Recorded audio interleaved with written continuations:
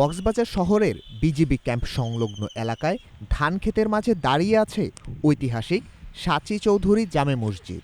৩ গম্বুজ বিশিষ্ট ছোট এই মসজিদ স্থানীয়দের কাছে গায়েবী মসজিদ নামেও পরিচিত। ধারণা করা হয় ১৬০০ থেকে ১৭০০ খ্রিস্টাব্দে মুঘল সুবেদার শাহ সুজার আমলে এটি নির্মিত হতে পারে, যদিও এ বিষয়ে নির্দিষ্ট কোনো প্রমাণ নেই। ৫ ফুট পুরু চুন সুরকির দেয়াল, লোহাবিহীন নির্মাণশৈলী ও ৩ গম্বুজ মুঘল স্থাপত্যের ছাপ বহন করে। একসঙ্গে প্রায় ৫০ জন মুসল্লি নামাজ আদায় করতে পারেন এই মসজিদে। মসজিদটি ঘিরে প্রচলিত রয়েছে গভীর রাতে এখানে জিনেরা নামাজ পড়ে। প্রামাণ্য ভিত্তি না থাকলেও রহস্য ও আধ্যাত্মিক আবহে স্থানটি এখনও কৌতূহলের কেন্দ্র। স্থানীয়রা বলছেন, প্রাচীন এই স্থাপনার যথাযথ গবেষণা ও সংরক্ষণ করা জরুরি। ইয়াকুব আলী মোল্লা, নাগরিক প্রতিদিন।